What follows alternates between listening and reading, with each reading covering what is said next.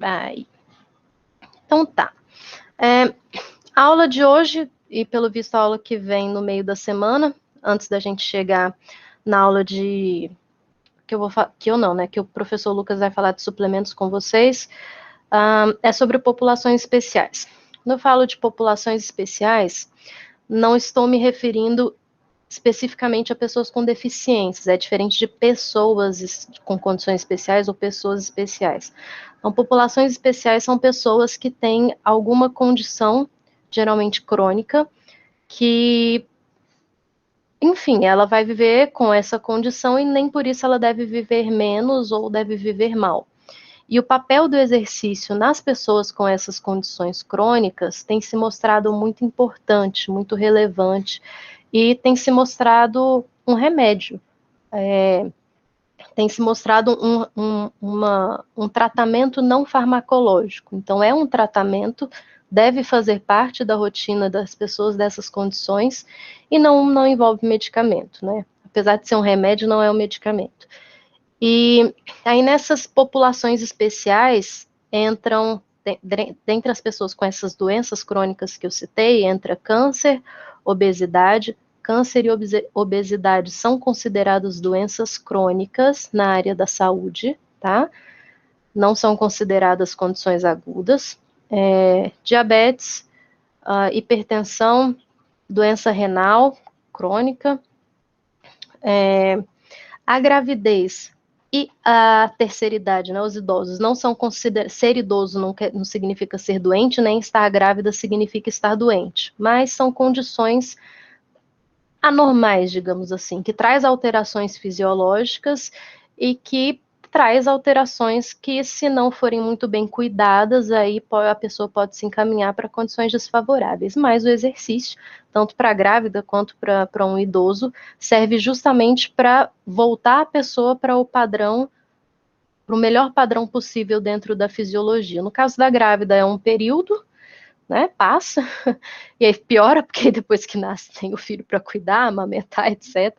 Piora no sentido de dar mais trabalho, e o exercício continua tendo um papel importante aí, e no caso do idoso, a idade só aumenta, né, mas é importante, então, frear alguns efeitos colaterais do envelhecimento e promover maior qualidade de vida, apesar do envelhecimento ou com o envelhecimento, né. E nessas condições entram também sobreviventes de câncer e pessoas com fibromialgia, tá? Câncer pode não parecer uma doença tão comum, mas no sentido da gente ver no dia a dia, né? Nem sempre está estampado na cara das pessoas se elas já tiveram câncer ou não, mas se a gente vê nos dados, se eu não me engano, é a segunda maior causa de mortes no país. A primeira é doenças cardiovasculares, e aí vem o exercício como um dos melhores remédios, e a segunda é o câncer. Né? Então eu vou falar primeiro de câncer e depois o que é câncer, né? E depois como que a nossa educação física entra aí qual que é o papel da educação física, do exercício, e levando em conta que a ideia é que vocês sejam capazes ou tenham a mínima competência de lidar com qualquer pessoa, não necessariamente um atleta de alto rendimento no auge da saúde, mas qualquer pessoa que busque saúde, né? Educação física antes da estética tem a saúde. E as pessoas com essas condições, essas populações especiais, são as pessoas que mais precisam de saúde. E o exercício vai entrar como remédio aí nessa categoria. Então, caso vocês nunca tenham ouvido falar de câncer dessa forma, às vezes câncer é uma coisa tão distante ou tão tabu, né? Tipo, até pouco tempo atrás era uma palavra que nem devia ser dita, era aquela palavra com C, as pessoas tinham medo de falar câncer e pegar câncer, só de falar. E existe, a gente gostando ou não, a gente tendo medo ou não, e é preciso entender e saber lidar com as pessoas que podem vir a ter essa condição. Né? Então, conceituando para começar, câncer é um nome dado para mais de 100 doenças crônicas, então tem um monte de coisa que se dá um nome de câncer, não são todas iguais, não são todas com o mesmo tratamento, nem todas com o mesmo comportamento, apesar de receberem o mesmo nome. né? Nem todo câncer é um tumor, nem todo câncer é tumoral, nem todo tumor é um câncer, né?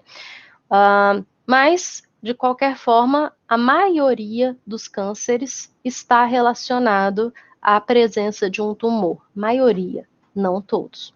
Lembrando que tumores podem ser benignos. Se ele é benigno, não é câncer, é só um tumor benigno. O tumor maligno, aí sim ele é sinônimo de câncer, tá?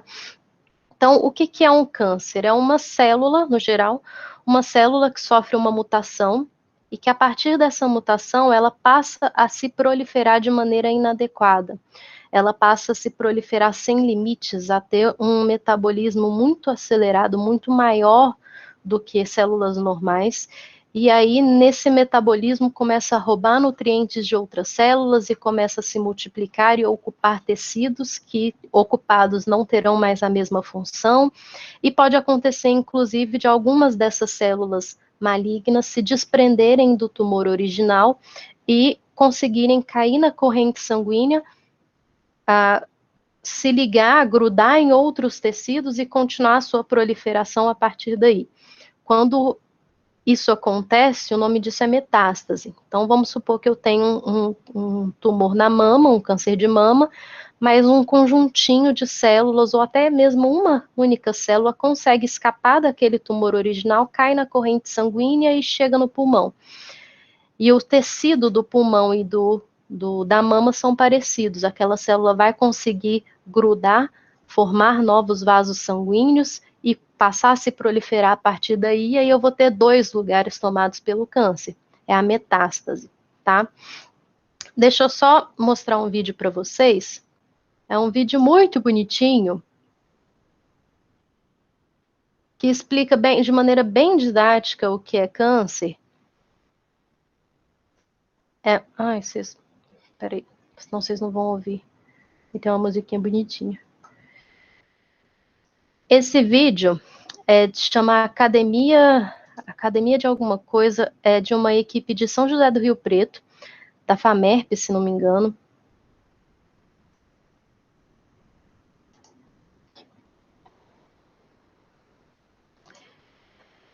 Aqui, Academia de Ciência e Tecnologia, são professores e desenhistas e tal, que fazem vários vídeos, tem vários vídeos sobre diversas doenças, diversas condições, e eles são muito fofos, eles são muito didáticos.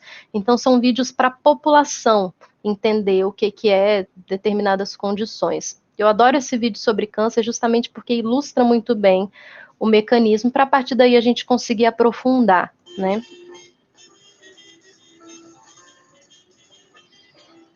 Não sei se aparece no crédito, acho que aparece depois. Um desses professores aqui que ajudou a fazer esse vídeo, aqui, esse doutor Paulo César Naum, é um dos maiores hematologistas do Brasil.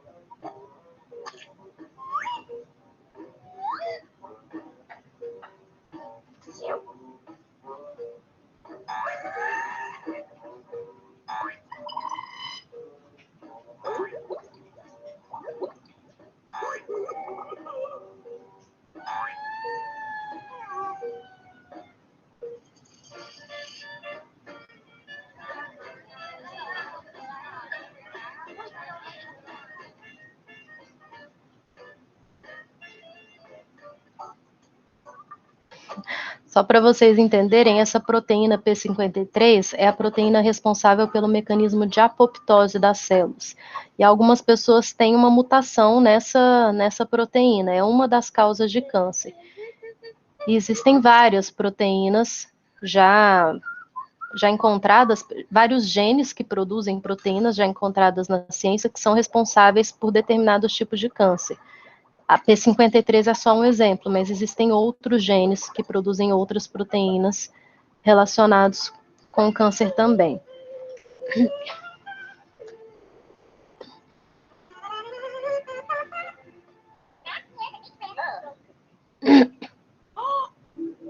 Então, o vídeo está mostrando que quando a proteína P53, quando o gene 53 produz a proteína P53, que é a que manda a célula morrer programadamente, acontece tudo certo. A célula tem o seu ciclo, nasce, cresce, reproduz e morre. Mas quando eu tenho essa mutação, o RNA não consegue, não é transcrito, não é transduzido da forma certa. E aí a mensagem que chega no núcleo também não vai ser a mensagem certa. Vai ser uma mensagem defeituosa que não vai ter o efeito que deveria ter.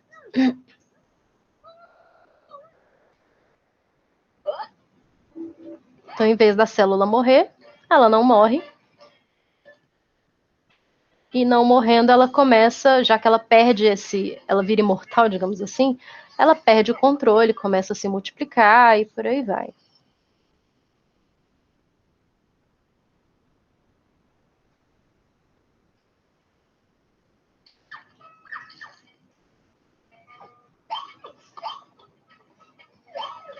Essas citocinas anormais são uma das formas de de saber por exame de sangue que algumas coisas não estão certas, tá? Por exemplo, essas citocinas ou interleucinas são chamadas de marcadores tumorais. Então, por exemplo, um homem que está com suspeito de câncer de próstata, ele faz um exame de sangue procurando a proteína PSA. Se ela tiver aumentada, é um marcador tumoral, pode ser que tenha alguma coisa ali. E aí tem várias outras interleucinas e citocinas que funcionam como marcadores. Por isso que é possível, em alguns casos, detectar alterações ou até câncer por um simples exame de sangue, em alguns casos.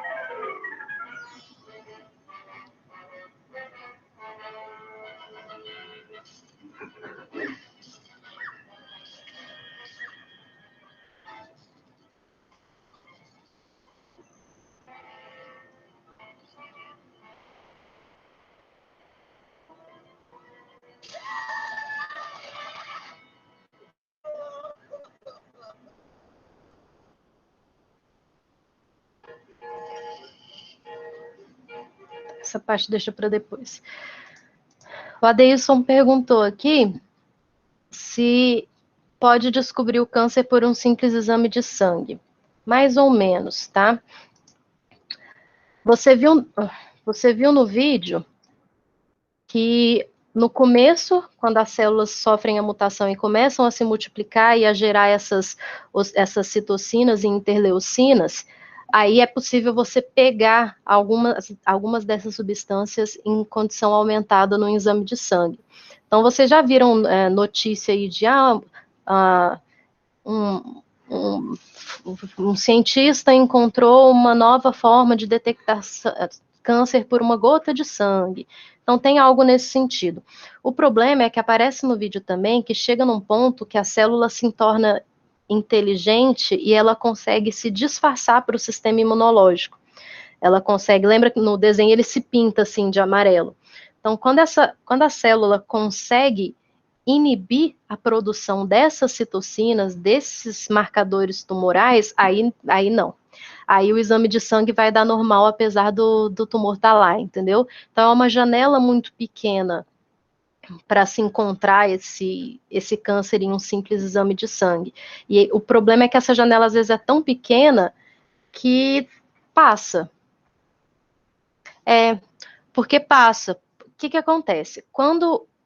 Acredita-se que quando a primeira célula sofre a mutação e começa lá a se multiplicar, até aquela única célula virar um tumor de cerca de 1 centímetro de diâmetro, então, virar uma celulinha, um tumorzinho desse tamanho, pode demorar 10 anos. 10 anos. Então, para você ter um exame de sangue que pega essa janela, talvez você teria que fazer um exame de sangue todo mês. Entendeu? Até a célula, que seria essa janela, que a célula deu defeito, mas ainda não aprendeu a se disfarçar. Então, é um início, é interessante, mas para a maioria dos tipos de câncer não vai ser tão eficiente o exame de sangue assim. Por isso que ainda existe o exame de imagem, ainda existe toda a parte clínica, né? Não é só ficar colhendo uma gotinha de sangue de tanto em tanto tempo e, bum, pegamos o câncer no início, né? Infelizmente. Então, esses estudos que falam de detectar sensores que detectam câncer no sangue, em uma gota de sangue, são estudos, é um começo para se detectar sangue, é sempre um começo, não quer dizer que basta, que qualquer exame de sangue que você fizer já vai estar lá detectado e aí você vai tratar, não necessariamente, tá? Tá. Aí, só para vocês saberem um pouquinho de classificação, em relação às neoplasias, né? Tumor chama neoplasia. O nome chique de tumor é neoplasia. A neoplasia pode ser benigna, que não tem grande coisa. Uma pinta pode ser uma neoplasia benigna, uma verruga pode ser uma neoplasia benigna e que não vai interferir no funcionamento dos tecidos. Vai ficar lá. E tem as neoplasias que não é porque se chama benigna que faz bem ou que não faz mal. Existem neoplasias que podem causar problema no tecido em que ela se forma, porque o tecido original daquele órgão que está sendo afetado perde função. E aí, por mais que o tumor em si não faça mal, as células que deveriam estar ali cumprindo uma função não estão. Então, por exemplo, um tumor benigno no pâncreas, um tumor benigno no fígado, um tumor benigno no cérebro, pode trazer complicações, problemas para aquela pessoa. Mas, entre aspas, a vantagem de um tumor benigno é que ele cresce de maneira muito lenta, então não acontece de repente, né, você está numa condição extrema, é mais fácil de se retirar esse tumor quando ele é benigno, é mais fácil de se detectar, porque ele cresce lento, você tem tempo para observar se vai crescer, se não vai, e aí você consegue, a forma de cirurgia para se retirar aquela condição é muito mais tranquila. Não corre o risco de metástase, como a neoplasia maligna, como o tumor maligno. Então, as células do tumorzinho benigno não vão tentar se espalhar por outros tecidos do corpo, é menos mal. Né? A gente tem várias neoplasias benignas e que não dá nada. Todo mundo já teve uma verruga em algum lugar, uma pinta em algum lugar e não deu nada, né? Mas não quer dizer que não possa trazer consequências. Pode. Só costuma ser menos fatal, tá? E aqui só para mostrar para vocês os casos em que pode ter consequências, né, como tumores pancreáticos, se células que deveriam secretar insulina estão tomadas por células de tumor benigno, não vão mais secretar insulina, essa pessoa vai ter problema com insulina, ou com sais pancreáticos na digestão. E no caso do cérebro, se um tumor começa a se formar no seu cérebro, mesmo que esse tumor não seja maligno, ele vai afetar o cérebro, os tecidos do cérebro, vai trazer problemas, mesmo não sendo um câncer, tá? E a neoplasia maligna é o que a gente chama de câncer em si. Falou neoplasia maligna, é câncer.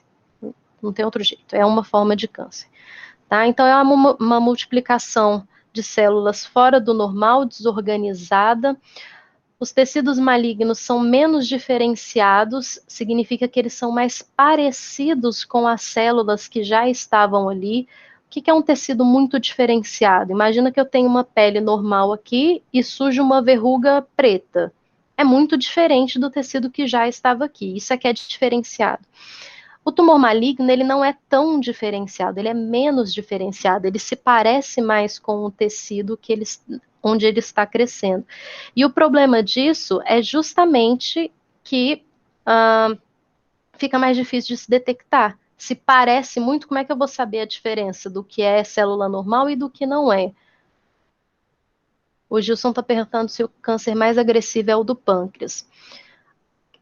Gilson, é difícil escolher câncer mais agressivo, mas dentre os mais agressivos estão pele.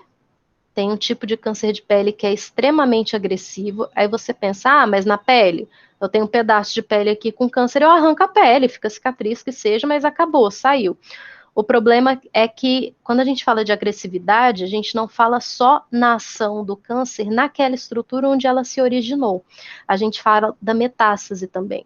Então, pode ser uma mancha desse tamanhozinho na minha pele, mas as células cancerígenas que começaram aqui têm a capacidade de migrar para outros órgãos e fazer estrago em outros órgãos, que é a metástase, que pode ser no cérebro, no pulmão, em um monte de lugar.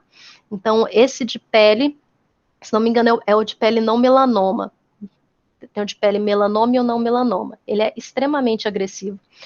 O do pâncreas é muito complicado porque, apesar dele não ter grande metástase, né, não ser um câncer que espalha, sem pâncreas você não vive. Então basta que ele esteja ali no pâncreas, ele não precisa chegar no seu cérebro para você se dar mal.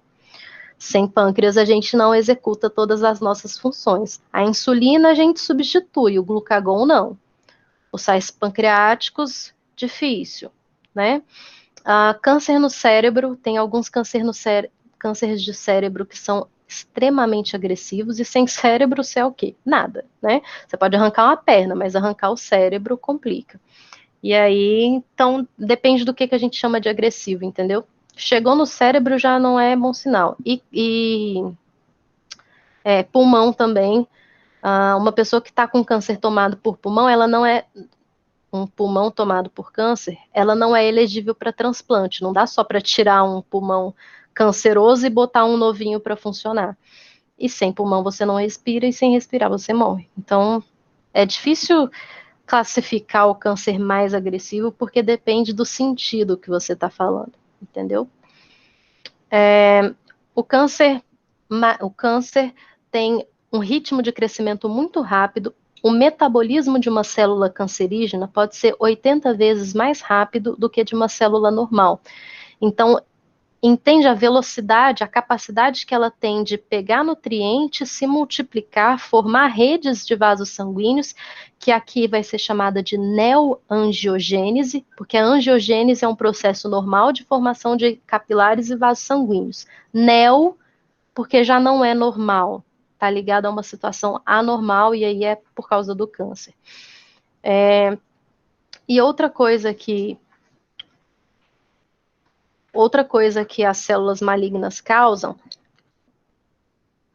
que elas têm uma característica, é que elas causam uma alteração bioquímica que começa na região em que as células estão funcionando e podem alcançar um patamar sistêmico. Então, por algum motivo, que ainda não se sabe exatamente por quê, a preferência da célula maligna é o metabolismo anaeróbio. Não se sabe exatamente por quê, mas ela tem uma preferência por um metabolismo que não usa oxigênio. Qual é o problema do metabolismo que não usa oxigênio? E que é 80 vezes mais rápido do que uma célula normal? É que produz muito ácido lático, produz muitos metabólitos, produz muitos radicais livres, como os superóxidos, que apareceu lá no desenho. Isso altera o pH local, e esses superóxidos, esses radicais livres, vão atacar outras partes do organismo, que vão começar a sentir que estão sendo atacadas. Então, outros órgãos podem começar a ter perda de função, mesmo que eles não estejam com câncer, entendeu? Eu posso ter um câncer de mama que começa a atrapalhar o funcionamento de outros órgãos, mesmo não sendo metástase. É um exemplo, né? Então, aqui, ó, o metabolismo pode ser 100 mil vezes maior do que uma célula normal. Por algum motivo, eles captam mais aminoácidos, então é uma célula que rouba das células vizinhas gordura, mas recentemente descobriram que eles fazem uso de ácidos graxos, capta mais glicose para manter esse metabolismo tão alto e capta mais aminoácidos, provavelmente para construir as proteínas que vão formar a estrutura das novas células. Se eu preciso formar novas células muito rápido, eu preciso de muita proteína para construir essas células. Um dos aminoácidos que as células cancerígenas adoram roubar para elas é a glutamina, tá? E aí entra uma discussão até, tem um povo que adora suplementar glutamina, né? Diz que melhora a imunidade. Fala, Joelma. Diz que para melhorar a imunidade, né? Dizem, né? Como é que é? Limão, água com limão, glutamina e gratidão, tem um negócio assim, né? E aí tem, em relação a alguns tipos de câncer, alguns tipos de tumor, que existe uma dúvida aí. Será que se eu suplemento um aminoácido que a célula aproveita muito bem, eu não estou ajudando um tumor a se proliferar, um tumor que demoraria mais tempo para crescer e se proliferar? Será que eu não acelero esse processo se eu suplemento glutamina? Então, até eu lembro, eu sei dessa pergunta porque uma época eu estudei glutamina e eu lembro dessa parte da imunidade. E aí eu me perguntei, então por que não dão glutamina para esse povo que está com câncer para ver se o próprio sistema imunológico se torna mais forte e ajuda a combater a doença junto com o medicamento? E aí logo em seguida eu li isso, que a célula tumoral ela cresce com a glutamina, ela se alimenta de glutamina. Então, do mesmo lado, né, de um lado eu ganho, do outro eu perco. E aí? E se uma pessoa que já tem um tumor começando, está lá naquelas primeiras células se multiplicando, não sabe, porque ainda não teve nenhum tipo de sinal, não tem tamanho para ser detectado em nada, e aí começa a se automedicar, suplementar com coisas que podem alimentar o tumor. Entendeu? Será? Não sabemos. Outra coisa que as células cancerígenas produzem são metabólitos, as chamadas as citocinas inflamatórias. Por exemplo, a interleucina 6 é uma das que mais vai ser produzidas aqui. Se eu tenho células com um metabolismo 100 vezes mais rápido que o normal, que consome macronutrientes e, portanto, produzem metabólitos mais rápidos que o normal e que produzem inflamação, a pessoa que está com câncer está inflamada. Ela tem um nível de inflamação acima do normal. E a inflamação ela é sistêmica. Ela pode começar em um lugar, mas ela vai se espalhando. E isso acaba ativando o sistema imunológico. O sistema imunológico recebe a mensagem de que tem uma inflamação, e se tem uma inflamação é porque tem alguma coisa errada. E ele começa a se planejar e a tentar combater essa inflamação. Mas quando o sistema imunológico começa a ir, né, a migrar para os tecidos para tentar achar a fonte dessa inflamação e combater, ele não acha.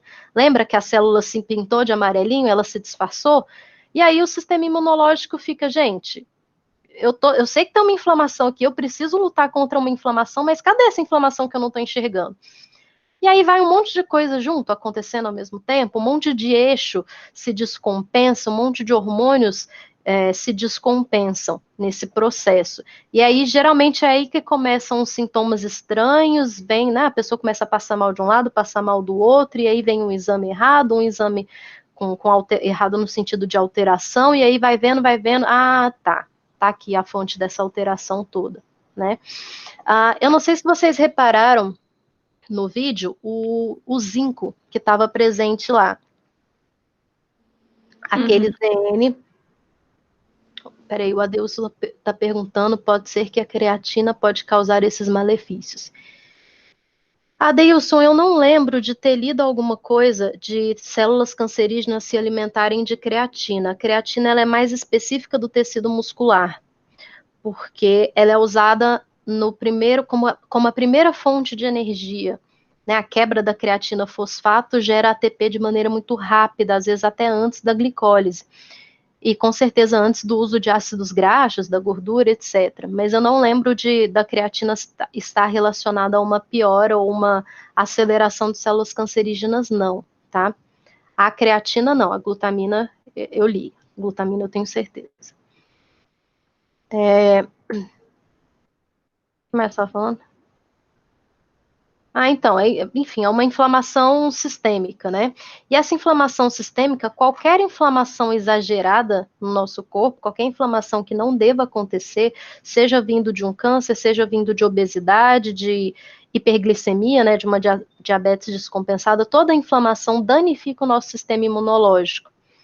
Porque eu tô gastando, o sistema imunológico tá ali, tá ativado sem saber por quê. E aí, quando tem alguma coisa realmente para combater, a resposta não vai ser tão eficiente, tá? Em relação à classificação, e vocês não têm que decorar, é só para vocês entenderem um pouco melhor como que funciona a classificação dos cânceres. Linfoma são células sanguíneas que maturam na medula, leucemias são células sanguíneas que maduram na circulação. E os carcinomas são neoplasias malignas do tecido de epitélio de revestimento. Então, por exemplo, vamos pegar um exemplo mais fácil aqui. Tecido adiposo. Se eu tenho um tumor benigno, vai ser chamado de lipoma. Se eu tenho um tumor maligno, vai ser chamado de lipossarcoma. Vai ter esse oma aqui no final, que indica câncer, e de onde que vem. Então, neuroblastos ou células da glia, glioneuroma se for tumor benigno, glioneuroblastoma se for tumor maligno. Nos casos dos sanguíneos, hemangioma, tumor benigno, angiosarcoma, tumor maligno.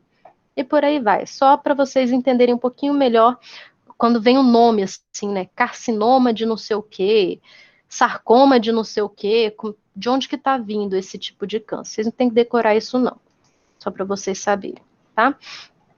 É só para vocês saberem mesmo. Os cânceres mais comuns que a gente tem por ano aí, em relação a estatísticas, né? Leucemias, então leucemia e linfoma são cânceres hematológicos, ou seja, do tecido sanguíneo. Câncer de pulmão, na mulher câncer de mama, no homem câncer de próstata, câncer de intestino, principalmente a parte final do intestino, que vai ser chamada de coloretal, por isso está cólon do intestino, a parte final do intestino. Câncer do tecido adiposo, ósseo e muscular, são os sarcomas mais comuns, tá? O linfoma foi o câncer que eu defendi o meu mestrado estudando, especificamente linfoma de Hodgkin, que o linfoma, por exemplo, é diferente do câncer de mama porque ele não tem um tumor, ele não é tumoral. Existe inflamação dos linfonodos, e aí se percebe, e dos órgãos linfáticos, como baço, medula, mas não existe um tumor sólido que aparece um caroço, um negócio que possa ser retirado. Né, diferente do câncer de mama e do câncer de próstata, por exemplo. Aí, só para vocês entenderem a anormalidade, a mutação da célula, isso é um linfócito B normal, isso era para ser um linfócito B. Não é. Vocês estão vendo que tem dois olhões, os olhões de coruja, são dois núcleos numa mesma célula, ela devia estar desse tamanho aqui, ela não está, e essa célula é clássica, é sinal clássico de linfoma. Essa célula recebe esse nome, mas é uma célula, todo linfoma vai ter uma célula dessa aqui, observada num exame histopatológico, tá? No caso do linfoma, quando a gente faz o exame de imagem, ele aparece assim, então não é para você ter tantos pontos pretos em você, principalmente nas áreas em que você tem mais linfonodos. Esse é o caso do linfoma, né, que é um tumor não sólido. O tumor sólido, isso vai acontecer nas regiões específicas desse tumor sólido. Só estou mostrando exemplos para vocês não têm que entender da doença em si, por isso que eu estou passando mais rápido. Mas qualquer dúvida que vocês tiverem, podem perguntar, tá? A leucemia, ela vai acontecer principalmente por anormalidade dos glóbulos brancos, porque a nossa medula devia produzir um tanto de célula vermelha, um tanto de célula branca, e ela vai descompensar nessa proporção. E aí vão ter poucas células vermelhas, muitos glóbulos brancos. E essa descompensação não vai dar certo. Vai ter problema de transporte de oxigênio. Por isso que muitas vezes a leucemia é primeiro diagnosticada como anemia, e aí depois vê que não era anemia, era uma leucemia, mas porque o primeiro sintoma é a diminuição das células vermelhas, e aí a sensação de cansaço, fadiga, febre, etc. Existem vários tipos de leucemia, elas não são todas iguais, só para vocês saberem que elas existem. Au! Esse vídeo aqui é um outro exemplo só para mostrar como seria uma multiplicação normal de células, é só mais uma forma de enxergar, e quando uma célula sofre uma mutação, que aí pode ser química, física, genética, né, pode ser uma radiação, um medicamento, como que acontece essa mutação e a partir daí ela perde a linha, fica louca e se multiplica de forma errada. Ela se multiplica de forma descompensada. Ah, eu estava falando do zinco. Por que eu falei do zinco? O zinco, ele é muito usado como um explosivo. O zinco é... Deixa eu terminar o vídeo que eu não estou conseguindo raciocinar, peraí. Então, olha aí, um tumor formado e aquelas citocinas inflamatórias que ele libera e a neoangiogênese, a nova formação de vasos sanguíneos de capilares que ele consegue fazer, estimular. E por causa dessa formação de novos vasos sanguíneos, da mesma forma que ele puxa nutrientes para ele, ele manda células cancerígenas pela corrente sanguínea. E é assim que uma dessas células cancerígenas pode alcançar outro tecido parecido e conseguir se multiplicar nesse outro tecido. E para isso vai ser dado o nome de metástase.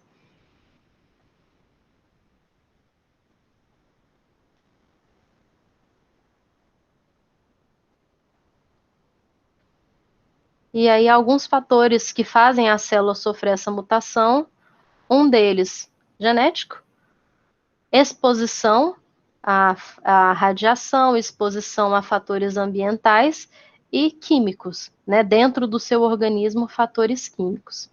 E aí, como que essa célula consegue formar essa angiogênese? Como que ela consegue pegar um atalho ali num vaso sanguíneo e criar raízes, pegar vaso sanguíneo, construir novos capilares e vasos sanguíneos para ela, por causa do zinco. Lá no desenho que eu mostrei, o zinco estava sendo usado como um explosivo, e ele é um excelente explosivo. Explosivo mesmo, no sentido de romper estruturas. E por que eu estou falando do zinco? O nosso sistema imunológico, ele também é capaz de usar o zinco para explodir bactérias, tecidos cancerígenos, justamente para tentar combater. O nosso corpo usa o zinco no sistema de defesa para isso. Claro que ele tem outras funções, mas usa para isso também. Sim, Gilson, o técnico em radiologia, ele tem adicional de periculosidade e ele aposenta mais cedo justamente porque ele está exposto à radiação. E é impossível prever o que essa radiação pode fazer com ele. Ele pode morrer de velho sem ter absolutamente nada, ele pode ter um tumorzinho aqui na pele, na ponta do dedo, e arranco dele pronto, e ele pode ter um câncer no cérebro, na tireoide, não tem como prever.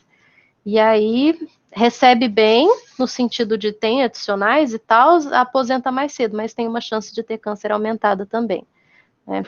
Assim como pessoas que viveram perto de acidentes nucleares, né, como Chernobyl, por aí vai. Voltando ao zinco, eu estou falando do zinco porque eu não sei se vocês viram notícias aí de que está sendo usado suplementação de zinco para pessoas como prevenção e para pessoas que já estão com a Covid. Justamente porque é como se eu estivesse dando uma força para o sistema imunológico ir lá e explodir coisas que não deveriam estar lá, né, como os vírus, também pode ser usado contra bactérias. E na cabeça do espermatozoide, para quem não sabe, o que faz o espermatozoide conseguir romper a parede do óvulo é porque na cabeça do espermatozoide tem vesículas com zinco. E aí esse zinco vai lá, estoura a parede do óvulo e o espermatozoide consegue entrar no óvulo. Tem a parte boa e tem a parte ruim, que a célula cancerígena aprendeu a usar esse zinco para formar vasos sanguíneos para ela, né, para romper vasos, conseguir invadir tecidos e pegar nutrientes para ela. Maravilha, né? Aqui só mostrando o mecanismo da metástase. Então, o tumor vai, consegue romper essas barreiras com o uso do zinco, cai na corrente sanguínea, e da corrente sanguínea, essa célula pode conseguir se infiltrar em tecidos semelhantes. O que é tecido semelhante?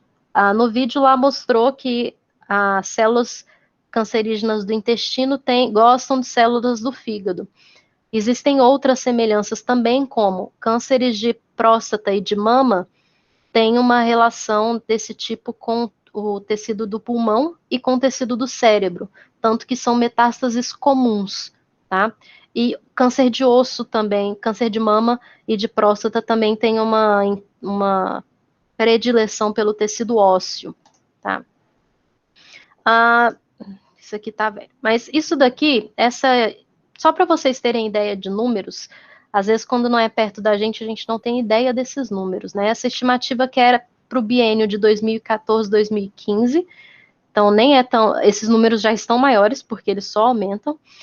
Então, para o ano de 2014, 2015, foi estimado que haveria no Brasil 68 mil novos casos de câncer de próstata e 57 mil novos casos de câncer de mama. Novos casos a cada biênio, tá? Novos. Fora os de traqueia, brônquio, pulmão, colo retal. Observem que nas mulheres, câncer de colo do intestino acontece em maior quantidade do que em homens, provavelmente porque a mulher tem uma tendência maior a ter intestino preso, e as fezes endurecidas, quando passam pela última parte do intestino, causam lesão no tecido epitelial, e aí lesão em cima de lesão pode gerar mutação. Aí vem laringe, bexiga, esôfago, né, coisas do trato alimentar, linfomas, que tem de Hodgkin e não Hodgkin, enfim. Ao total, nesse biênio, foi estimado que 394 mil pessoas teriam algum tipo de câncer. Só os cânceres, esses aqui, fora o tal do pele não melanoma, que é um dos que mais mata. Então, ao todo, todos os tipos de câncer, só nesse biênio de 2014 e 2015, mais de 500 mil pessoas teriam câncer. Pensa, a cada 2 anos, mais de 500 mil pessoas diagnosticadas com câncer. Não é pouco, não é pouca coisa. Claro que todas essas pessoas estão espalhadas pelo Brasil, determinadas regiões têm uma prevalência de um determinado tipo de câncer. Não sei se tem esse dado aqui. Aqui, ó. Na região centro-oeste, a maior parte dos cânceres é de próstata. Esse aqui é o masculino, tá? Não tem um mama aqui. Então, nos homens, câncer de próstata ganha em todo lugar. Eu lembro que na região sul, câncer coloretal tem uma incidência muito alta. Você pode observar que nas regiões em que as pessoas comem menos legumes e fibras de uma forma geral e muita carne, a incidência de câncer coloretal é maior do que em regiões que as pessoas comem mais legumes e menos carne. Provavelmente tem pouco a ver com a carne em si. O que tem a ver mais é com o consumo de legumes, folhas, fibras de uma forma geral que formam um bolo fecal. Baixo consumo de fibras deixam as fezes mais endurecidas e lesionam o tecido do intestino repetidas vezes, dia após dia, até que uma dessas células sofre uma mutação. Aí é uma mutação que não é genética, né? É química, física, e aí vira um câncer. Tá? Em relação às mulheres, a maioria das regiões do país tem uma prevalência de câncer de mama, Nordeste, Centro-Oeste, Sul e Sudeste, e na região Norte, o primeiro tipo de câncer é câncer do colo do útero, e não de mama. Uma dos motivos de câncer de colo do útero ser tão alta nessa região é que provavelmente essa região é de menor acesso à informação pela mulher, menores índices de escolarização. Por quê? A maior causa do câncer de colo do útero é causada pelo vírus HPV. Não é tipo mágica igual, não vem do nada igual o câncer de mama para vir do nada. O câncer de colo do útero está muito relacionado ao contato do colo do útero com o vírus HPV. E menos informação significa menos cuidado, menos prevenção, né? Menos exames anuais, menos uso de camisinha e aí a maior incidência de doenças, tá? Quanto mais, aí que não só para o Brasil, mas para o mundo, quanto mais informadas as pessoas são, mais escolarizadas as mulheres são, menores são as incidências dos cânceres que podem ser evitados nesse sentido de prevenção, como o de colo do útero, que vem de um vírus que é sexualmente transmissível, tá? E aí, alguns tipos de câncer, a gente não tem muito como prever. Acredita-se que 95% dos cânceres são aleatórios, mutações aleatórias, não significa que não são genéticas. E de onde vêm essas mutações aleatórias? Provavelmente de hábitos de vida modificáveis. Que é isso? Não fumar, não ter excesso de álcool, não ser sedentário, não se expor à radiação e poluentes, não se expor a doenças sexualmente transmissíveis e por aí vai. Quando eu falo aleatório, não quer dizer que do nada surgiu uma célula cancerígena, quer dizer que não tem origem genética, não estava previsto para acontecer isso com esse corpo. E aí o ambiente é que está mais relacionado com o aparecimento dessa doença. Quer dizer que todo mundo que fuma morre de câncer de pulmão? Não. Quer dizer que todo mundo que tem câncer de pulmão é porque fumou? Não. Mas, se tem hábitos de vida modificáveis que você pode ter ou pode modificar para evitar que chegue a essa mutação, talvez seja melhor prevenir, né, do que remediar. Em relação a vírus, o HPV, um dos maiores causadores de câncer de colo do útero. A hepatite B aumenta a chance de câncer também, principalmente no fígado. E o vírus Epstein-Barr, que é o vírus da catapora, e é um vírus que está por trás aí de alguns tipos de herpes, ele está relacionado com linfoma de Hodgkin, não se sabe exatamente por quê. Mas, tipo assim, uma pessoa que teve esse tipo de herpes na infância, pode ser que na vida adulta ela venha desenvolver linfoma de Hodgkin. E pode ser que não, também. Em relação às alterações químicas, alterações que levam a alterações do DNA, por exemplo, você usar determinados químicos na pele, pode aumentar a chance do DNA das células da pele sofrerem mutação e aí virar um câncer de pele. Hidrocarbonetos policíclicos aromáticos. Isso é basicamente o que aquele vapor de combustível, tá? Sabe aquele cheirinho de gasolina? Que é cheirinho de álcool quando você está abastecendo? Hidrocarboneto policíclico aromáticos são extremamente cancerígenos, tá? Extremamente. Aqui está só mostrando qual é a alteração no DNA que ele causa. Ele troca a guanina com a timina e esqueci o nome dessa daqui, com a guanina. Só lembro do Agnaldo Timóteo e Gal Costa. Adenina, isso. Então, a guanina com a timina, a adenina com a guanina. Ele troca os pauzinhos lá que formam a dupla hélice do DNA, troca de lugar. Nossa, só isso causa câncer? Sim, porque na hora que o leitor, o ribossomo, vai ler, ele produz uma fita de DNA defeituosa, baseada naquela fita de DNA, produz RNA defeituoso, que produz uma proteína defeituosa, e aí vai, né? Desencadeia. Radiação ultravioleta, ela ataca principalmente os T's da dupla hélice, ele ataca os T's. Radiação ultravioleta é aquela que vem do Sol, também, né? Ela pode ser artificial, mas basicamente aquela que vem do Sol. Por isso que o Sol pode causar câncer. E aí o Sol a gente tem que ter um equilíbrio, porque sem Sol, sem radiação ultravioleta, a gente não produz vitamina D. A gente precisa dessa radiação específica para produzir vitamina D. Com excesso de sol, a gente causa lesão no DNA da pele, aumenta a chance de câncer de pele. Radiação ionizante é radiação raio-x, tomografia, esse tipo de radiação. Chernobyl, essas coisas.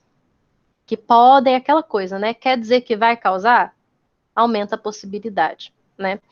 Em relação ao exercício, como que o exercício pode ser um fator, inclusive modificável para quem é sedentário, para um fator de prevenção para o câncer, né?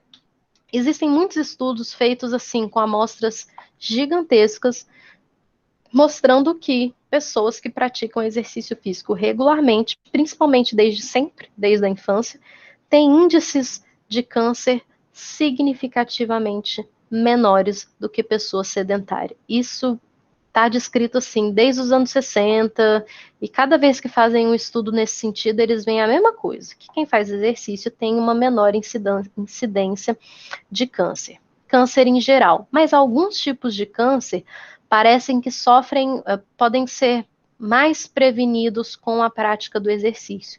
Desses tipos de câncer estão câncer de mama em mulher, câncer de próstata em homem e também os cânceres de intestino, tá?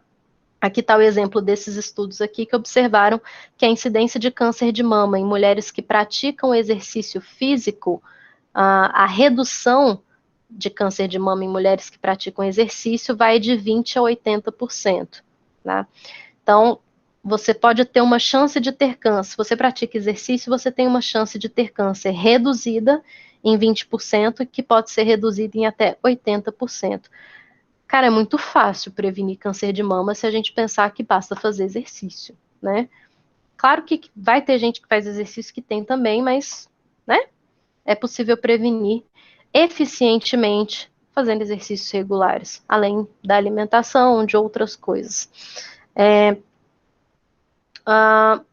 Alguns estudos também mostram que o efeito do exercício é maior em pessoas com o IMC normal.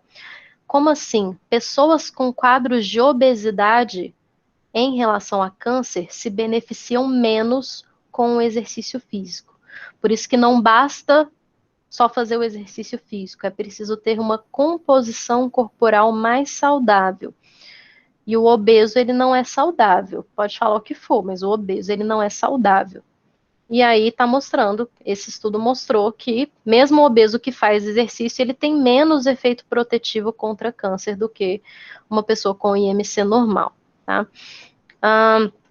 E tem estudo mostrando também que o exercício, para ele realmente ter um efeito nesse sentido preventivo, ele tem que ter uma frequência maior e uma intensidade maior. Quer dizer, fazer uma caminhadinha, olhando no celular ou batendo papo com a amiga 2 vezes por semana, não vai ter efeito nesse sentido, não vai. Tem que ser exercício mesmo, tem que ser exercício com mais frequência, não necessariamente o mesmo exercício todo dia, mas uma frequência aumentada e a intensidade também. O próprio Colégio Americano de Medicina do Esporte, como é que é? American College of Sports Medicine, né? Da medicina do esporte, diz que para pessoas que estão com peso normal, não têm a intenção de perda de peso, é necessário semanalmente 150 minutos de atividade física de intensidade moderada a alta. Então, menos que isso, tem poucos efeitos no sentido de qualidade de vida, de melhorar a composição corporal, diminuir riscos de doenças cardiovasculares, câncer, etc. Né? E em relação à composição corporal, a composição corporal parece ter um efeito pesado, assim, em relação à possibilidade de uma pessoa ter câncer, tá?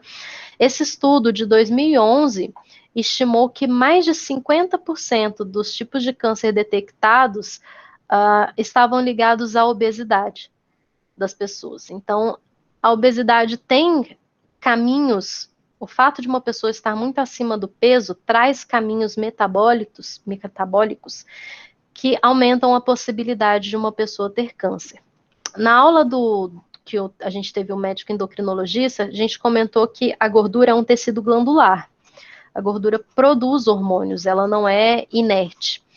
E um dos hormônios que ela produz, a partir de um processo chamado aromatase, é o estrógeno. E daí, né? E além das citocinas inflamatórias, a gordura produz citocinas inflamatórias. E daí, qual é o problema de eu ter mais estrógeno porque eu tô gorda? O problema é que vários tipos de câncer se alimentam de estrógeno. São os chamados receptores positivos. Positivos para quê? Para estrógeno. Então, câncer em mulher, câncer de mama, câncer de ovário, câncer de útero, podem ter essa característica de serem positivos para estrógeno e até para progesterona também. Se eles forem positivos, significa que produzindo mais estrógeno, eu estou alimentando mais, estimulando mais as células cancerígenas a continuarem a se proliferar.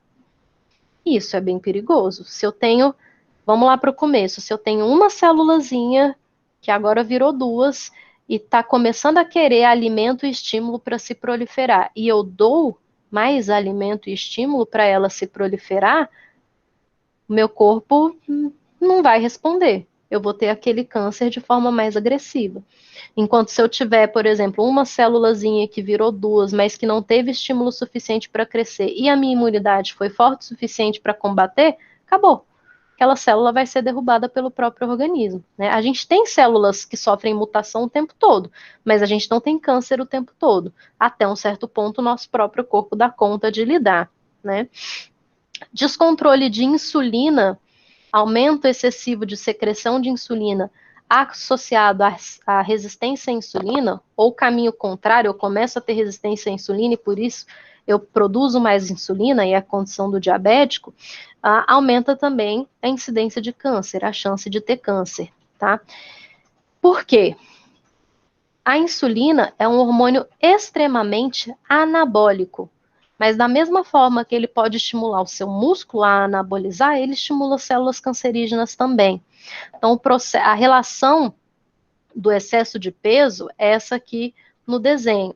O excesso de peso aumenta a produção de IGFs, que são fatores de crescimento, que podem fazer crescer tanto a própria gordura quanto as células cancerígenas. Dentro desse eixo insulina e IGF. IGF e insulina são coisas muito parecidas, não são iguais, mas são muito parecidos, no sentido de produzir ou estimular o anabolismo. A insulina e esse IGF-1 vão ter uma ação sobre a célula para aumentar a proliferação e diminuir a apoptose. É um prato cheio para uma célula cancerígena. Se eu falo para as células, se multipliquem mais e não morram, ignorem a sua morte programada, que é natural, as células morrerem, né? É um prato cheio para uma dessas células nessa maior proliferação. Uma dessas células tem uma mutação no DNA e aí vai se proliferar cheia desses estímulos e aí vira câncer, né? Em relação à epidemiologia, o aumento do IMC, e aí, claro, tem gente que tem o IMC enorme porque é muito musculoso. Eu não estou falando desses casos, estou falando de aumento de IMC porque a pessoa está com excesso de gordura. Aumenta o risco de pelo menos 10 tipos de câncer. Se você ler de outra forma, um IMC dentro da normalidade ou uma composição corporal saudável previne pelo menos 10 tipos de câncer. Quais são esses cânceres mais relacionados com esse aumento de IMC? Endométrio, né, dentro do útero, esôfago, rins, leucemia, pâncreas, linfoma, cânceres de ovário, mama, no homem de próstata e coloretal. O outro problema da obesidade, e aí vem o papel do exercício também, né?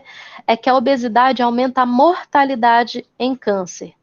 Tá, não consegui prevenir o câncer. Tive o diagnóstico de câncer. Estar com a composição corporal saudável aumenta a minha chance de sobrevivência longa, mais do que se eu tiver obesidade, entendeu? É nesse sentido que a obesidade aumenta a mortalidade. Morre mais rápido, tá? 50% dos cânceres em mulheres depois da menopausa estão relacionados com sobrepeso ou obesidade. A mulher que entra na menopausa, ela já tem uma dificuldade maior de perder gordura ou de criar massa magra por causa da perda hormonal, já que o estrógeno é anabólico, né? Dá aquela forcinha, já que a nossa testosterona não é lá essas coisas. Se eu diminuo o estrógeno, todo o metabolismo fica mais lento, a chance de ter sobrepeso, obesidade é maior e isso ainda aumenta a chance de câncer. A obesidade aumenta em até 75% a mortalidade por câncer em mulheres antes da menopausa e em até 34% a mortalidade por câncer depois da menopausa. Obesidade e câncer têm uma relação péssima, péssima, péssima. Em homens, a obesidade aumenta a agressividade do câncer de próstata. Torna mais agressivo. Ah, tá, mas a próstata é um órgão que vocês conseguem viver sem. Próstata zicou, você vai lá e tira. E daí que é mais agressivo na próstata? Só que a agressividade aqui está ligada à metástase. Aí aquele câncer que começou na próstata espalha para pulmão, para cérebro, para osso. Aí é que está ligada a agressividade desse tipo de câncer, tá? Bom, em relação à obesidade, como que eu posso... Por que que o exercício é interessante para prevenir o câncer dentro desse ambiente da obesidade? A pessoa que tem obesidade, se ela vence o câncer uma vez, a chance dele voltar ou de surgir um novo câncer é maior, por causa da obesidade, tá? A obesidade também aumenta a hipertensão, inflama tudo, aumenta volume sanguíneo, aumenta o risco de câncer nos rins. Acho que ninguém sabia que a obesidade podia causar tanto câncer, né? Isso não é muito falado. Até porque, dependendo de com quem você conversa, se você fala mal da obesidade, te chamam de gordofóbico. Não é bem assim essa relação. Obesidade aumenta o refluxo do estômago, refluxo ácido, e esse refluxo é um ácido que está danificando as células do esôfago e, a longo prazo, isso aumenta o risco de câncer de esôfago. A obesidade está relacionada com maior consumo de iodo. Eu como mais e eu como mais sal iodado, e por isso eu tenho mais iodo no organismo. Isso está relacionado com o risco de câncer de tireoide.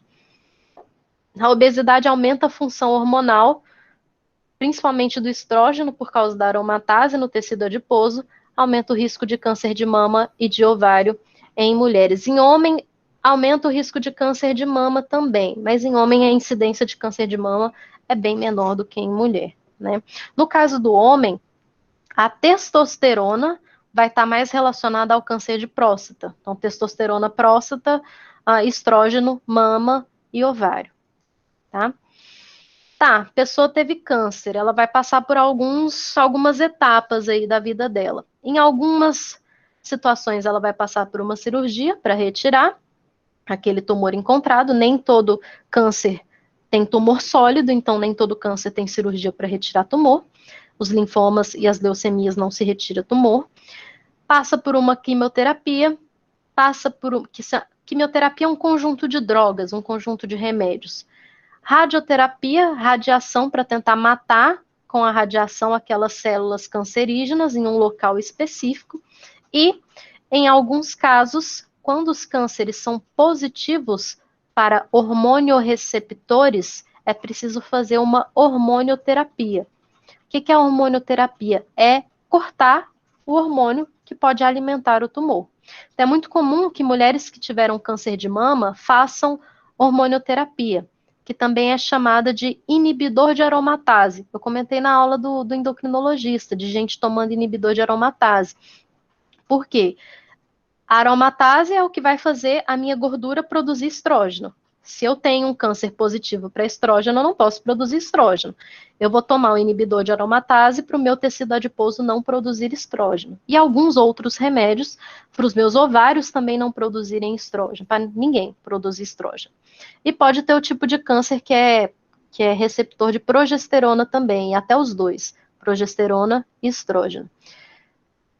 Parece ruim que um câncer possa que um câncer possa se alimentar desses hormônios naturais do corpo da mulher, e aí eu tenho que fazer uma inibição desses hormônios, mas os cânceres que são negativos, chamados triplo negativos, são negativos para esses hormônios, são mais agressivos do que os que são positivos.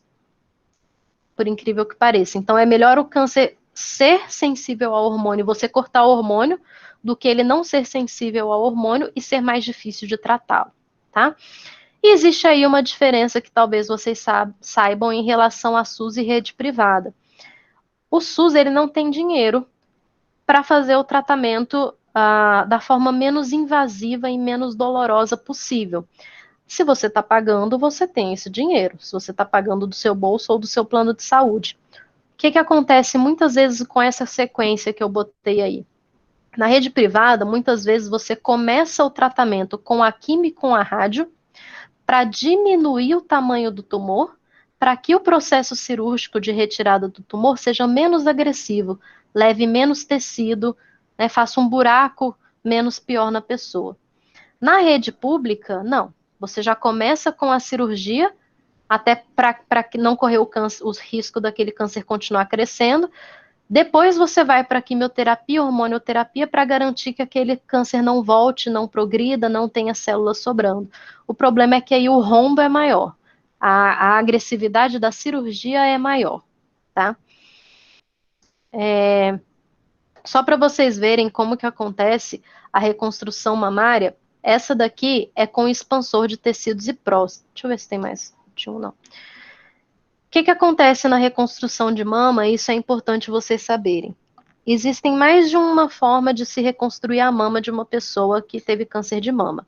Existe uma lei, eu não lembro mais o nome, que dá o direito da mulher de ter a reconstrução no momento em que ela faz a cirurgia de retirada de câncer de mama. E aí muita gente pensa, pô, nossa, tá certo, você não pode sair mutilada, você não pode sair com um peito e outro não, tem que ter a reconstrução imediata, mas nem sempre os recursos para se fazer reconstrução imediata são os melhores. Às vezes é melhor esperar para fazer a reconstrução depois que todo o tratamento tiver feito. E qual que é o problema das reconstruções possíveis quando elas são imediatas? Tem duas formas de se reconstruir, dependendo do rombo que se fez. Do rombo que eu digo, porque às vezes não basta só você tirar tecido mamário, você tem que tirar músculo do peitoral também, porque você tem que tirar uma margem de erro. Se você tem um tecido, um câncer desse tamanho, você tem que tirar isso de tecido, você tem que tirar uma margem de segurança para garantir que não tenha célula sobrando ali. E aí, às vezes, esse rombo pega o tecido muscular por trás da mama também. Existem duas técnicas de reconstrução que são: uma, pega parte do músculo reto abdominal, corta um pedaço do reto abdominal e substitui a parte do peitoral que foi arrancada e parte do volume da própria mama. E aí completa com silicone. Beleza, às vezes fica lindo, fica maravilhoso, mas eu perdi parte do meu músculo abdominal, que protegia minha coluna, que protegia meus órgãos internos. E aí? E essa pessoa lá na frente, será que ela não ia precisar de parte do reto abdominal? E outra técnica chama giro do dorsal. Podem até pesquisar no Google depois.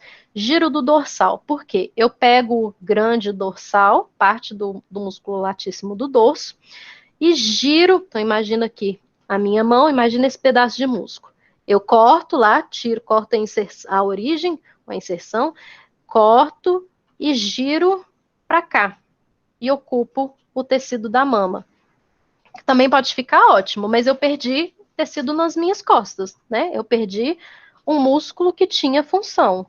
E aí, como é que fica a minha escápula, que tinha todo o envolvimento com esse músculo? Como é que fica o meu ombro, que tinha um envolvimento com esse músculo? Nem sempre isso é explicado para o paciente, que podem ter consequências no sentido de mobilidade articular e de longevidade, de utilidade ao longo da vida.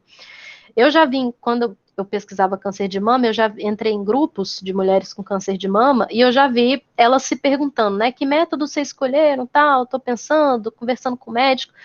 E aí eu vi uma falando assim, faz a do reto abdominal, menina, porque você entra com peito, sai com peito, mas sem o tumor, e você já sai com uma lipo. O médico te dá uma lipo, você já sai com a barriga de tanquinho, peitão novo e tal. Gente, você não ia precisar do músculo reto abdominal mais para frente na sua vida? Tipo, quando você tá velho e você precisa se levantar da cama, você não usa esse músculo? Que tipo de descompensação seu corpo pode ter de tirar um pedaço do seu reto abdominal? Eu fiquei assim. Mulher fogo, né? Mulher não, médico, né? Porque ele não explica. Se brincar, ele nem sabe também. E esse método de reconstrução mamária, ele é o mais, que é o que eu vou mostrar, ele é o mais difícil durante o processo. Ele não é fácil, mas a longo prazo, ele é o que menos traz prejuízo para a mulher, justamente porque ele não tira as coisas do lugar, ele deixa os músculos onde eles devem ficar. Vamos ver.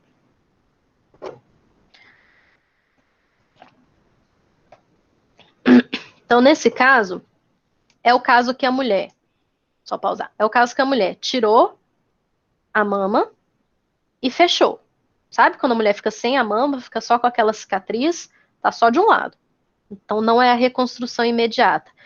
Quando se faz essa cirurgia, se retira muita pele. Não dá simplesmente para tirar uma bolinha de tumor e enfiar uma bolinha de silicone. Não é assim que funciona. Você tira pele, às vezes você tira mamilo, enfim. Aí, nesse caso, fecha, espera cicatrizar, a mulher vai fazer o resto do tratamento, a quimio, a rádio, o que for. Beleza, passou, teve a remissão do câncer, não é, tecnicamente não é cura, é remissão. A doença some, né? Aí eu vou lá reconstruir. O expansor, ele é para que as estruturas envolvidas ali se adaptem. Porque se é uma estrutura que ficou reta, de repente eu quero botar uma bola de silicone, a pele vai arrebentar, não vai dar.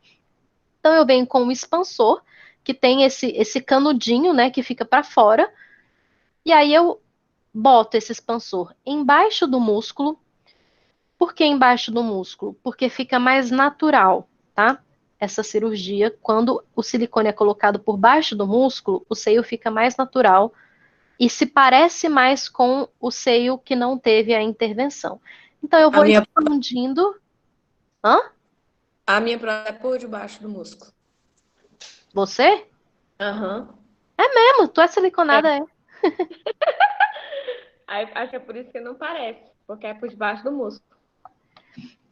É uma das formas mais. Não fica duas bolas, né? Ainda mais quando a pessoa é magra, se for por cima, fica duas bolas, assim, fica um troço meio esquisito.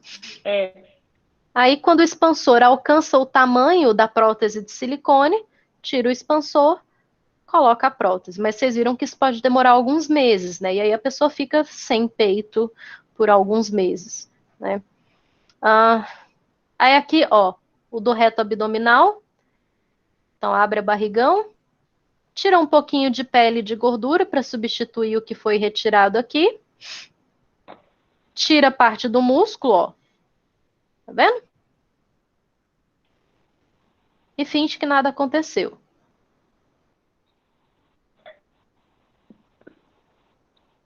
A consequência disso ninguém conta para a mulher. E o giro do dorsal que eu falei, eu esqueci que esse vídeo tinha os 3. Então, abre um buraquinho lá no latíssimo do dorso.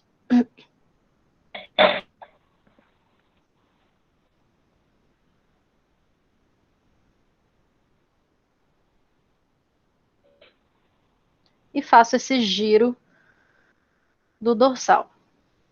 Nossa, deve doer pra cacete. Não sei. Sabe que eu não sei? Tá, eu vou mostrar outra coisa para falar disso. Acabou. Aí tem a técnica de refazer a auréola para a pessoa não deixar de ter mamilo, né? Tem tem gente que tatua também. Essa técnica aqui é para manter o volume do mamilo, para não ficar reto, né? Então se constrói uma nova auréola, um novo mamilo. Aí a pessoa pode tatuar depois para ficar da mesma cor do outro. Claro que não tem a mesma sensibilidade, porque foram retiradas as terminações nervosas, né? Não é o tecido original. Mas esteticamente, aí a tatuagem, mas esteticamente isso é muito relevante para a mulher que sofreu esse processo, né? Deixa eu mostrar. Deixa eu ver se está aqui. Não está aqui. Mas essa coisa do grande dorsal é uma das causas de escápula alada, tá? Quando a escápula da mulher não fica no lugar, ela fica meio solta, porque esse tipo de cirurgia pode lesionar alguns nervos que a gente tem aqui, como o nervo torácico longo. e aí os músculos ali que seguram a escápula vão ter menor inervação, logo menor ativação, e aí a escápula da pessoa vai ficar fora do lugar, e aí isso, quando ela é novinha, não vai dar nada. Quando tiver 80 anos, não vai conseguir mais levantar o braço para pegar um prato no armário, por exemplo. A gente tem que pensar que a ideia é que a pessoa viva muito, né? Ninguém quer se curar para viver só mais 5 anos. Não faz sentido. Isso aqui é só falando de quimioterapia, radioterapia, mas vamos focar na parte dos exercícios, né? Até porque eu já falei pra caralho.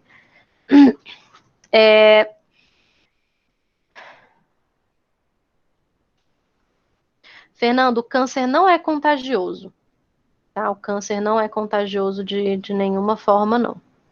Não passa de uma pessoa para outra, não se preocupe, tá? Em relação a efeitos colaterais do câncer ou dos tratamentos do câncer e o papel do exercício nesse sentido, é que um dos maiores efeitos colaterais do câncer é chamado fadiga relacionada ao câncer, ou fadiga oncológica. Essa fadiga é muito parecida com a da fibromialgia, com a sensação que a pessoa que tem fibromialgia tem.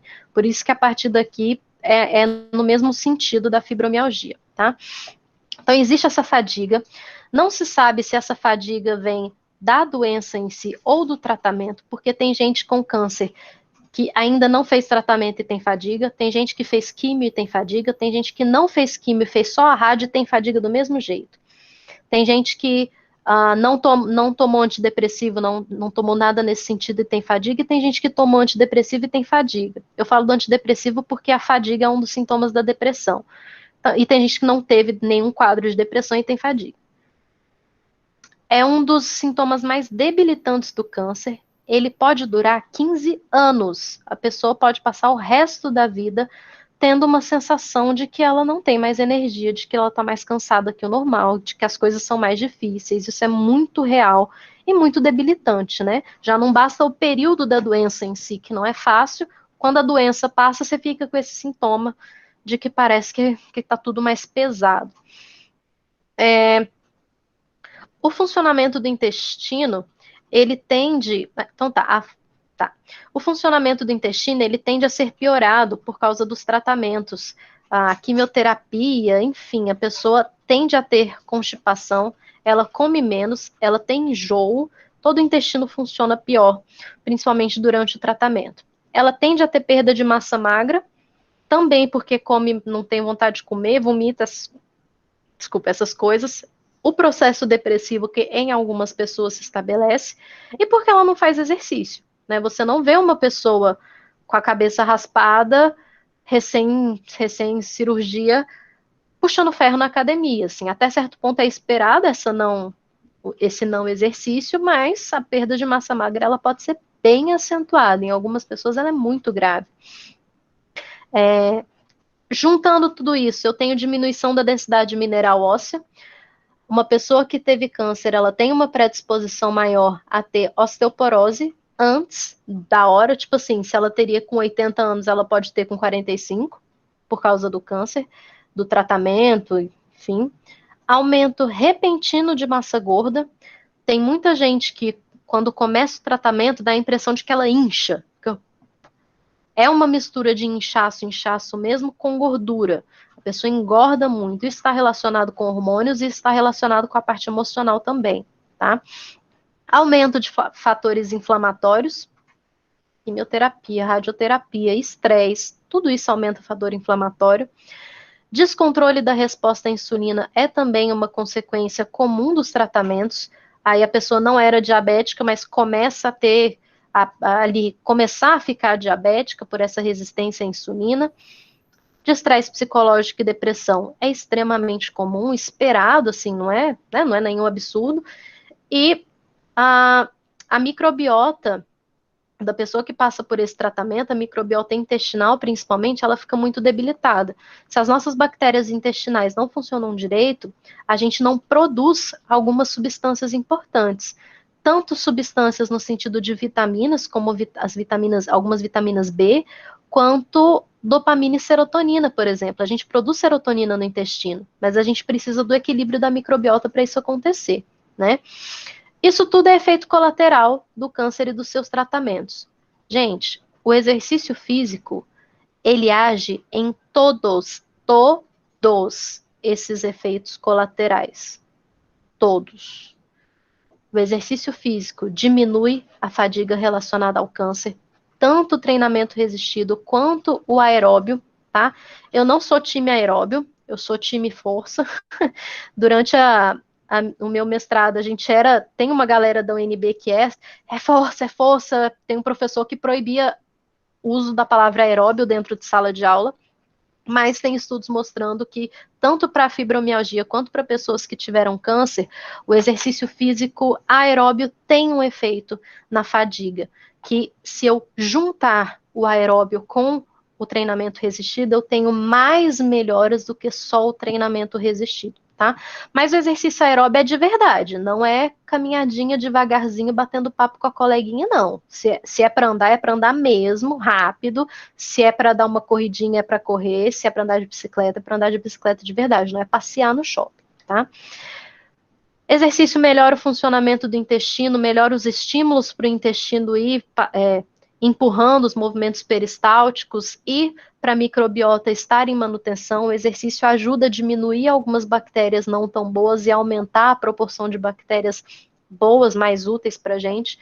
O exercício, sem dúvida, vai prevenir a perda de massa magra e, dependendo da dedicação da pessoa, principalmente depois do tratamento, você repõe a massa magra que você perdeu e você ainda aumenta.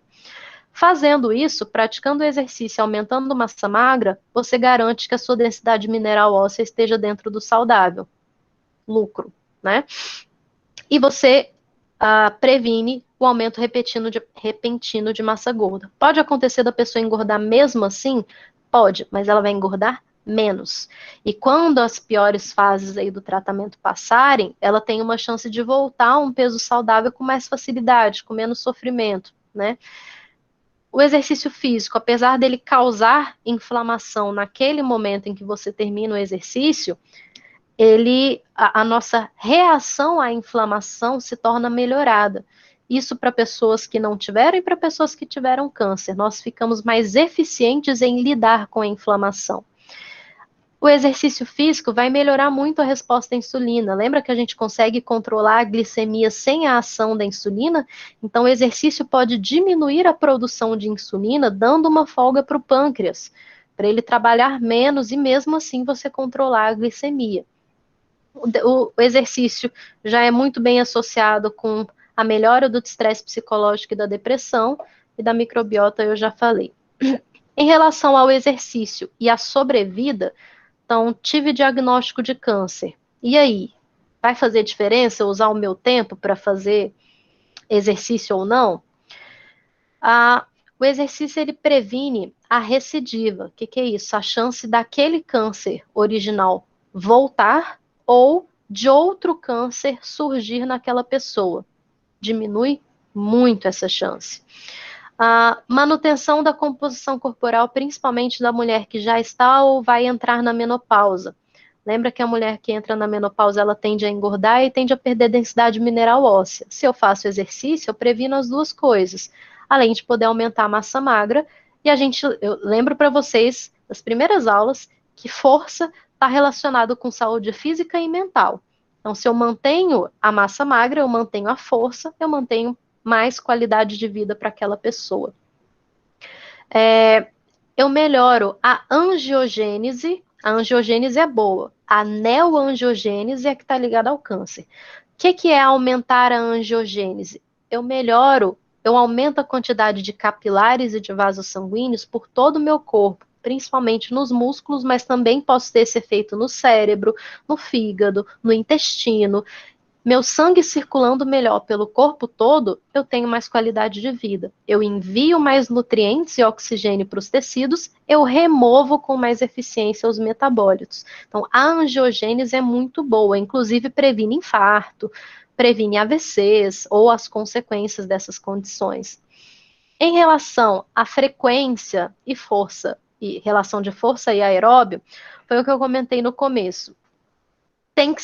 Quando eu falo de prática de exercício para ter saúde, são no mínimo 150 minutos por semana de exercícios moderados a intensos. Se eu tem uma pessoa que passou por uma condição, então ela estava aqui, passou por uma condição que debilitou a saúde, agora ela está se recuperando, é preciso pensar que essa pessoa tem que se recuperar do que ela já estava e superar como ela estava, porque como ela estava, provavelmente não era lá essas coisas. Então, é necessário pensar nessa frequência. Ah, professora, mas em vez de falar de frequência, será que eu não posso falar de volume de treino? Será que em vez de treinar 4 ou 5 vezes por semana, não é melhor eu treinar 2 vezes na semana, mais pesado, com mais intensidade, mesmo que não seja por muito tempo, mas não é aquele treino de atleta? Não. Para pessoas que tiveram câncer e para pessoas com fibromialgia, existe um estado inflamatório aumentado. Mesmo que a pessoa esteja bem, existe um estado inflamatório aumentado. A dose de exercício, de intensidade do exercício para melhora de saúde e a relação do exercício com a dor é diferente nessas duas populações, da fibromialgia e de câncer. Eu botar um treino para matar, né, aqueles de atleta, para uma pessoa que não veio de uma vida de treinos para matar, de atleta, ela vai ter mais dor e mais inflamação do que melhora. Aí vai ser uma pessoa que não vai se recuperar, vai estar sempre mais inflamada. Não vai ser só aquela inflamaçãozinha que o corpo se recupera, vai ser uma inflamação exacerbada. E aí, se a pessoa tem dor, ela vai ter mais dor, ela vai ter, a imunidade dela vai cair demais no processo de recuperação, que eu causei dano demais. Então, é melhor para uma pessoa dessa população que eu divida melhor o treino em mais dias, para que ele seja menos intenso naqueles dias em que ele acontecer, e nem por isso eu perca resultado. Também não é para fazer caminhada 5 vezes por semana, entendeu? Mais ou menos a lógica. É melhor para essa população, é melhor eu treinar mais vezes, fazendo menos estrago por vez, digamos assim. Em relação à força e aeróbio, foi o que eu comentei. Tem que ter treinamento resistido, porque essa pessoa tem que ter uma relação de composição corporal melhorada. Isso significa sempre aumentar a massa magra. Vai ser raríssimo, mas raríssimo você encontrar uma pessoa que é só perder gordura. A massa magra tá ótima, basta dar uma emagrecida, principalmente uma pessoa em condição de população especial. Então, ela vai ter a necessidade de aumento de massa magra. Então, tem que ter exercício de força. Caminhada, uma bikezinha, uma corridinha, muito legal, mas não vai aumentar a massa magra de forma considerável, significativa. Então, precisa ter treinamento resistido, precisa ter força. E o aeróbio, ele tem se mostrado muito eficiente na manutenção da condição cardiovascular e na fadiga, que acompanha essa pessoa no dia a dia. E aí, sobre a condição cardiovascular, pode entrar não só o aeróbio, mas pode entrar o HIIT também. O HIIT não é aeróbio, ele é anaeróbio, porque se é de alta intensidade é anaeróbio, mas ele não é só a força, né? Você pode fazer na corrida, no tiro, por exemplo. E por que que eu tenho que cuidar da condição cardiovascular de uma pessoa que teve câncer? Porque os remédios da quimioterapia, eles são cardiotóxicos. E tem estudos mostrando que quando a pessoa termina, eu não vou lembrar o número agora, mas quando a pessoa termina o tratamento, e aí ela faz um teste de VO2 máximo, e esse teste dá, tipo assim, abaixo de tanto, ela não dura os próximos 5 anos. Entendeu a lógica? Então, a pessoa precisa trabalhar a condição cardiovascular. Se ela não tinha um bom condicionamento, ela precisa ter a partir dali. Ela precisa adquirir, isso é bem sério. Eu tive uma conhecida que estudou câncer de mama, e ela estudou VO2, né? Mediu de todas as sobreviventes, mediu e tal. E ela tentou fazer um acompanhamento uns anos depois, de ligar e perguntar das pessoas que fizeram a pesquisa com ela, como é que estava e tal. E depois ela caiu na real. Quando ela viu a planilha dela, ela viu que as pessoas com o VO2 baixo na época morreram em menos de 5 anos. E as pessoas que tinham um VO2 melhor, eram mais condicionadas, sobreviveram naqueles 5 anos que ela tentou observar. Então é meio que um prognóstico, né? Só que o que é um prognóstico? A sua chance a partir do diagnóstico.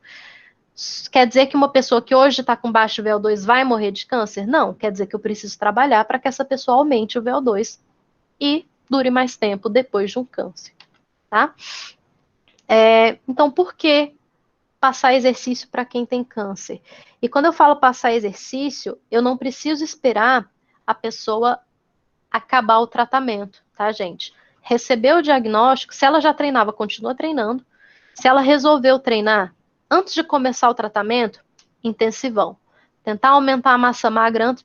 E por que eu falo antes do tratamento? Às vezes a pessoa demora um mês para começar o tratamento depois que ela recebe o diagnóstico. Manda bala no que você puder. Começou o tratamento, você vai adaptar, porque o tratamento traz efeitos colaterais que debilitam a pessoa. Então, aí é quando der, com a intensidade que for possível para aquela pessoa. É preciso respeitar a pessoa nesse sentido. E o exercício aqui vai ter efeito terapêutico. Vai ser um remédio não medicamentoso para aquela pessoa. Vai melhorar a fadiga oncológica, melhora o controle de peso,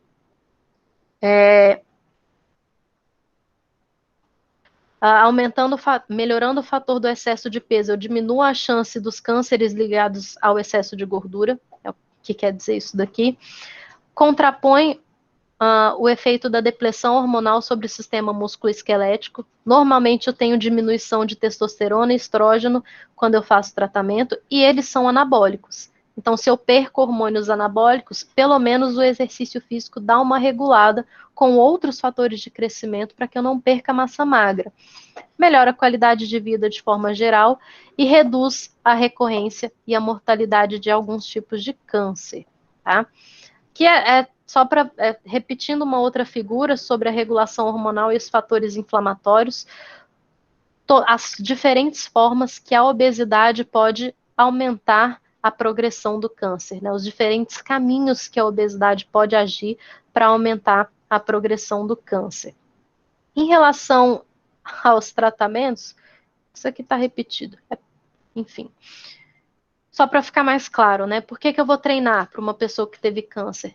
Para ela ter mais massa magra, para os ossos serem mais saudáveis e ela demorar mais tempo a ter osteoporose ou não ter osteoporose na velhice, diminuir percentual de gordura, melhorar a fadiga, isso daqui tudo serve para pessoa com fibromialgia também, melhorar a condição cardiovascular. A hipertensão é uma condição ligada ao tratamento de câncer também, tá? É comum que a mulher e o homem, principalmente câncer de mama e próstata, desenvolvam hipertensão por causa da quimioterapia. É comum. E aí o exercício físico vai combater esse efeito colateral. Prevenção e manejo de linfedema. Quando a mulher, principalmente, tem a retirada da mama, é comum que o braço tenha linfedema, fique inchado por causa da retirada de linfonodos, que às vezes tem que acontecer junto com a retirada do tumor. E o exercício físico, a contração muscular vai fazer o papel que os linfonodos não estão conseguindo fazer, que é de empurrar os líquidos entre tecidos até o próximo ducto o ducto linfático para cair na circulação. Então, a mulher que teve câncer e faz exercício, ela fica menos inchada. Então, aquela ideia de que a mulher está se tratando, ela tem que ficar lá na cama assim, não posso me mexer. Não. É claro que é preciso respeitar a fadiga e cansaço e náusea, enfim, mas para melhorar a condição dessa pessoa, inclusive esse excesso de peso causado pelo edema, exercício. E prevenção de dores articulares. A quimioterapia ela pode trazer dores nas articulações. E no caso da fibromialgia, isso é comum também. Dói as articulações por causa da quimioterapia. O exercício vai ajudar a lubrificar todas as articulações e vai ajudar a dessensibilizar os proprioceptores que estão ali, incluindo os proprioceptores de dor, que são os nociceptores. Não só o OTG, mas os nociceptores também. E aí diminui a sensação de dor das articulações. Então, a pessoa que se mexe durante o tratamento, ela tem melhor qualidade de vida porque ela consegue se mexer mais sem dor. E aquela pessoa que tem na cabeça que ela tem que ficar na cama, ela vai sentir muita dor no corpo, porque está parada, entendeu? O descanso não é um remédio, o exercício é um remédio, tá? E por que eu estou falando isso? Porque eu mesma já apresentei um trabalho num congresso, no European College, que foi na Europa, sobre o que as mulheres que estavam com câncer ouviam dos médicos sobre o que elas podiam e que não podiam fazer. Em relação ao exercício, principalmente exercício. Muita gente contraindicou para as mulheres o exercício físico. Médico, enfermeiro, fisioterapeuta e alguns outros profissionais. Não existe você contraindicar exercício para uma pessoa que tem câncer. Existe você adaptar. Existe você garantir um ambiente, talvez não uma Smart Fit cheia de gente suada, fedida, virulenta, cheia de bactéria. Existe você adaptar a dose e observar a resposta. Existe você respeitar o dia que a pessoa não está bem. Existe você respeitar a fadiga. Não existe a pessoa que tem essa doença ficar sedentária. Não existe. Não existe mesmo. Mitos e fatos em relação a câncer, que eu pelo menos já vi. Existe circulando aí, Facebook, internet afora, que algum prêmio Nobel aí falou que o que causa câncer é a acidose. O sangue ácido causa câncer, e aí a gente tem que ficar tomando bicarbonato, injetando bicarbonato na veia, hein? Vocês já devem ter visto algo parecido com isso, né? O que acontece? Lá nos anos 60, quando não se tinha toda a tecnologia da medicina de hoje, observou-se aquela acidez, aquela alteração que eu comentei com vocês, localmente, quer dizer, ali onde estava o tumor. E aí veio dessa suposição, será que aquela região ficou ácida e por isso aquele tumor surgiu? Nos anos 60, e tem gente falando isso hoje. Já se como é que fala? Já se provou que não, que o tumor, por utilizar a via anaeróbia e produzir ácido lático e mais um monte de coisa, torna a sua região ácida. Mas o nosso corpo tem sistemas de tamponamento naturais para combater essa condição. Você injetar bicarbonato na veia, que eu já vi isso, fala para o seu médico pôr bicarbonato na veia para você não ter câncer.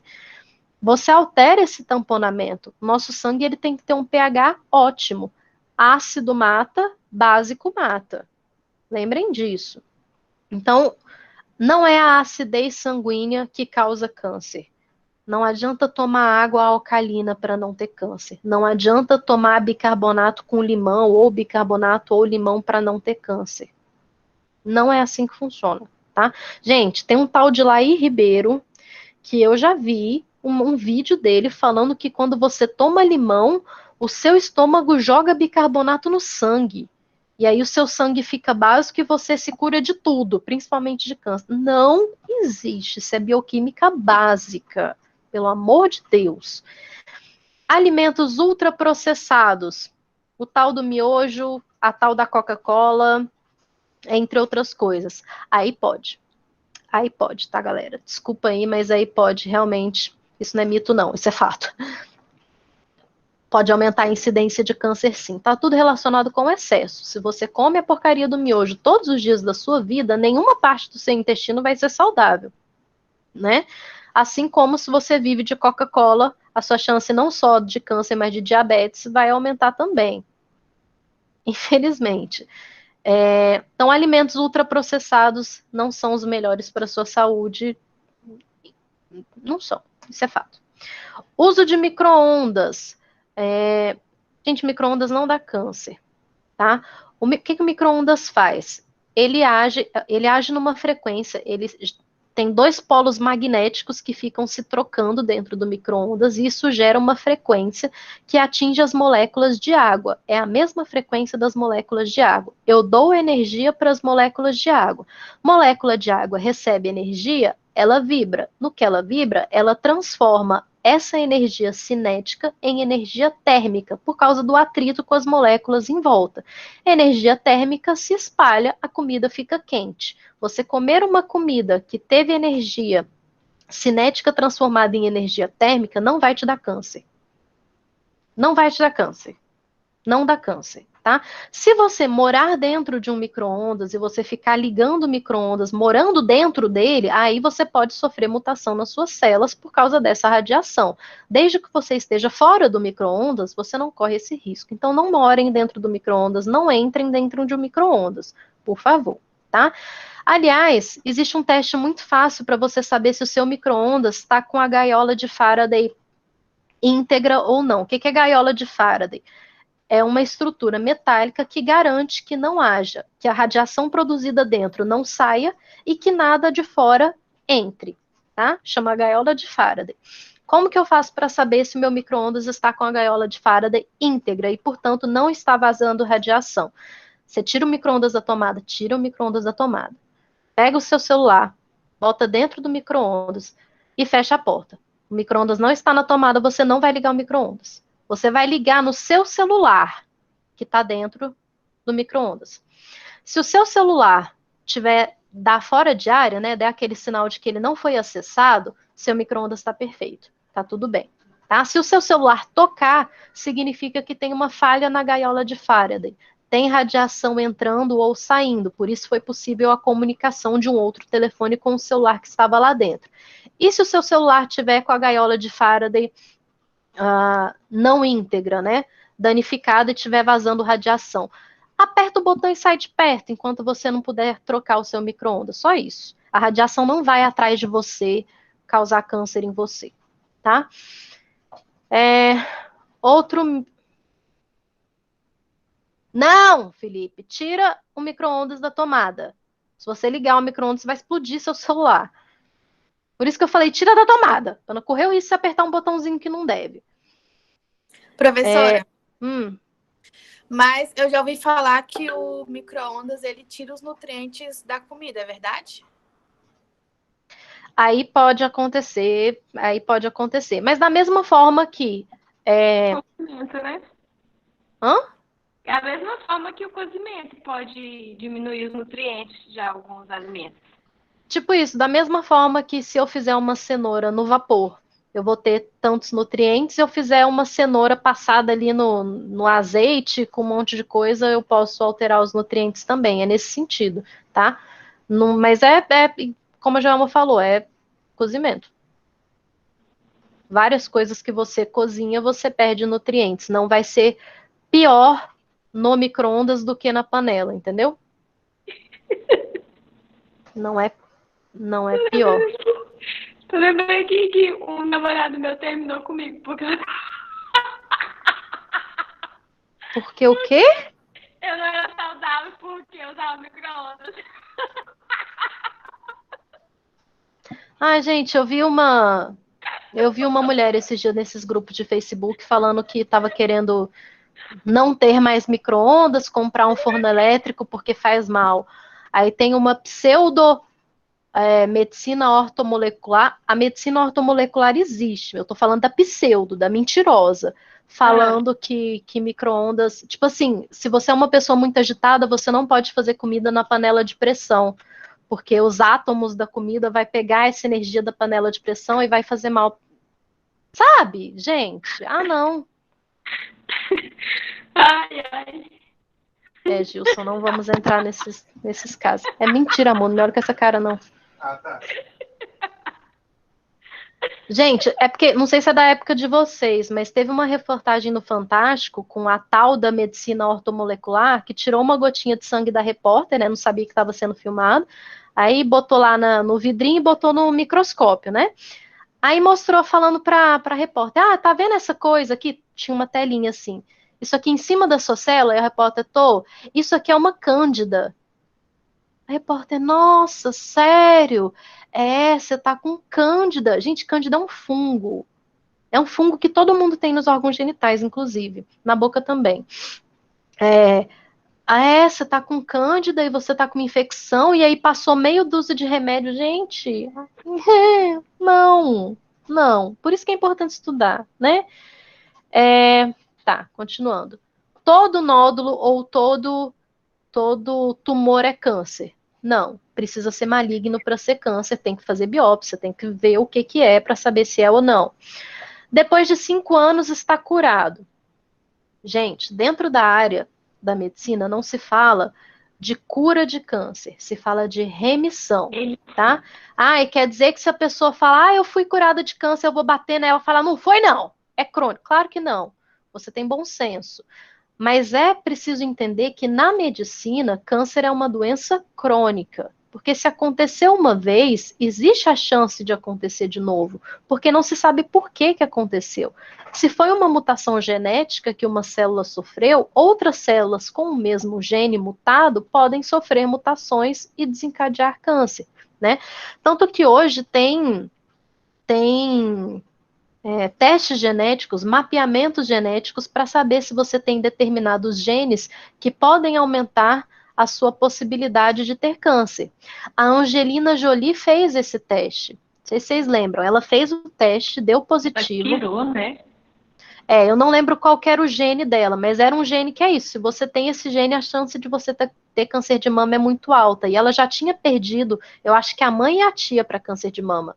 E aí, o que ela... Minha irmã também. Uma irmã dela estava com câncer, o mesmo câncer. E aí, o que ela fez? Se é um câncer que surge na mama, se eu tiro a mama, a probabilidade do câncer de mama acontecer é muito menor. Aí ela foi lá e retirou as mamas cirurgicamente, profilaticamente, quer dizer, antes de acontecer alguma coisa, né? Então, a pessoa que pode fazer esse mapeamento genético e pode optar por uma cirurgia profilática, ela tem que pesar, né? Pode ser que ela nunca tivesse câncer, mas ela preferiu não correr o risco, né? E esse exame não é simples, não é barato. No caso dela, ela já sabia, tipo assim, eu tenho uma chance de ter câncer de mama. E quando faz o mapeamento, você já procura os genes relacionados a isso. Se você for fazer por conta, assim, quero fazer um mapeamento genético, saber de todos os meus genes, pode custar 20 mil reais fácil. Então, não é todo mundo que vai fazer assim de brincadeira. E você pode descobrir que você tem alguns genes que, tipo assim, nunca fariam nada pra você, mas agora que você sabe, você vai ficar com medo, né? E aí? E se você souber que você tem o gene de Alzheimer, o gene de Parkinson, e aí, será que você morre antes de desespero? Enfim.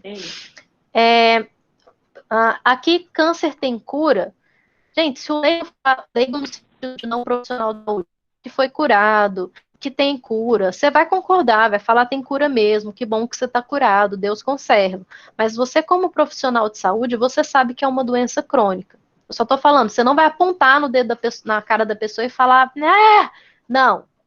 Mas dentro de você, você sabe que é uma doença crônica e que tem que ser, aquela pessoa que teve uma vez, ela tem que ser observada para sempre.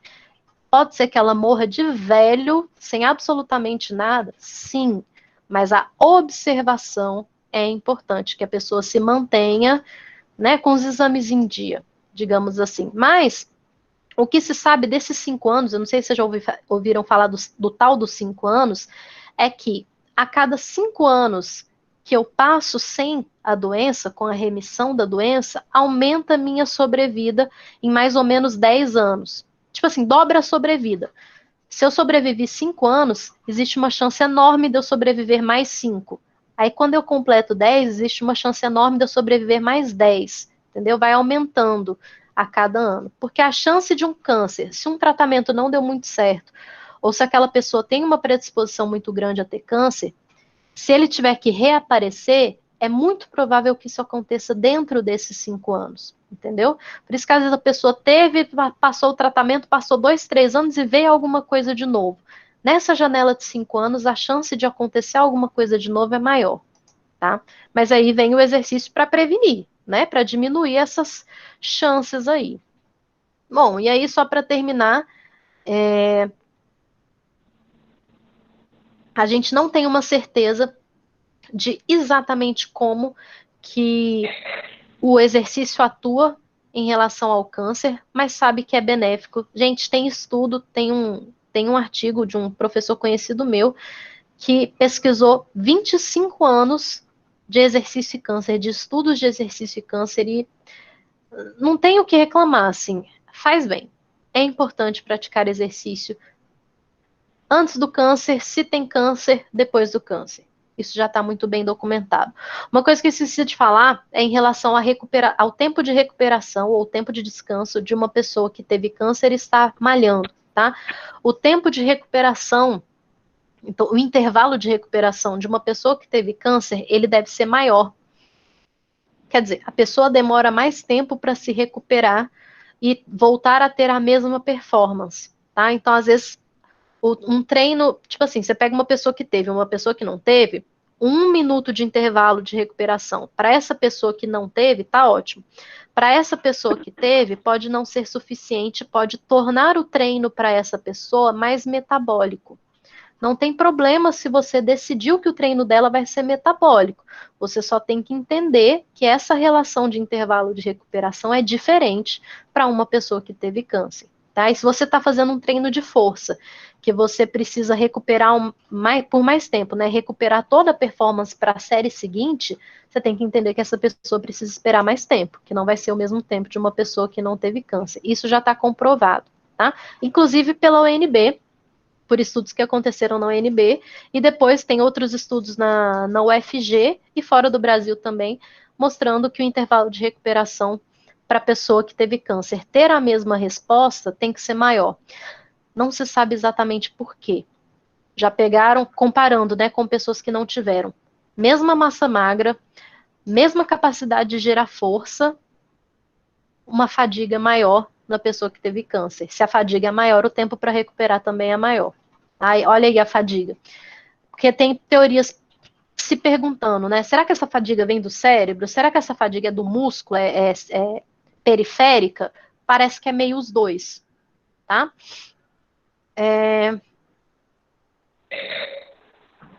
Tá.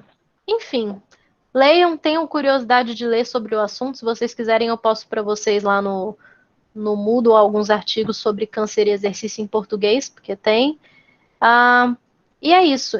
Se você precisar passar exercício para uma pessoa que teve câncer, você precisa entender qual foi o tratamento e qual foi a cirurgia que essa pessoa fez, caso ela tenha feito cirurgia.